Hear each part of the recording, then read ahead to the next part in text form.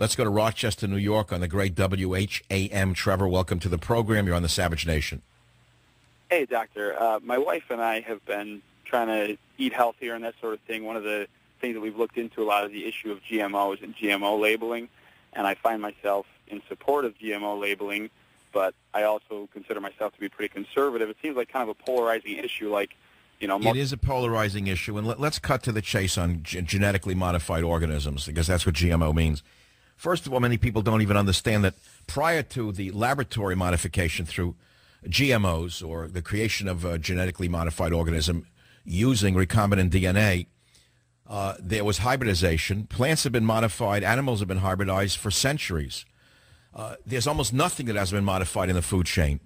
Corn, for example, was modified by nature. It was originally a grass that appeared naturally in Central America, in Mesoamerica, and it was hybridized by the Native Americans over centuries or over eons, where they picked the grass plant that had a kernel of corn in it that was small, and they kept picking the ones that were a little bigger, and they would breed the bigger and bigger and bigger and bigger until we have the modern corn plant. Are you aware of that? Yeah, but all right, no, so I'm giving you an example of modification of plants to bring them to the food crop that we know of today.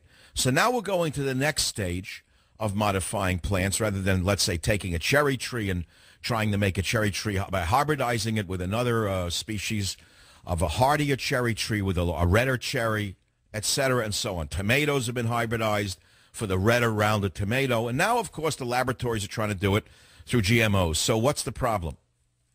Well, I think the issue is that a lot of people consider, okay, GMO, that just means hybrid food, like the examples you gave. So, okay, we have better food, it fights, we don't need as many pesticides, et cetera, but I think the issue runs a lot deeper to all these packaging materials, preservatives to keep things, fresh, or like BHT, all this stuff. I mean, if you look through, cereal, the cereal aisle, almost every box of cereal has, a couple little things at the end. You have no idea what they are, which I believe fall under GMO, but it's not about hybrid plants or hybrid... Yes, but what if through GMOs, farmers can raise crops that bear herbicide resistance, such as those using the Monsanto-crafted soybean that is resistant to the company's broad-spectrum weed killer Roundup? That means there'll be less chemicals used in a season than they would while growing conventional soybeans. So that would be a positive, wouldn't it? Well, I agree that would be a positive, but So there's a positive and a negative. Look, let me explain something. I myself try to eat organically grown vegetables and fruits as frequently as I can. When I go to the supermarket, I go to a small market, I go to the organic section. Do I really know if it's really organically raised? I mean, how much crookery is there in that? I try to avoid pesticides all my life. I try to eat organically grown foods if I can. But if you're talking about feeding 5-6 billion people on the planet, we need to understand that there are pressures upon the food supply that need to be realized. I mean, you can't suddenly go around saying everyone's going to be able to eat organic food. You cannot feed the world with organically raised produce, nor with naturally raised animals. There's not enough to go. There's not enough food would be produced by those methods. I'm not saying they shouldn't produce this stuff anymore. I'm just saying I think they should label it so people at least have... Okay, that's fair enough. I could say let's split the difference on that. I'm for truth in labeling, and I think that the foods should have a GMO labeling. But I think that people ought to understand that it doesn't mean that it's a Frankenstein food just because it says GMO. You know what I'm saying?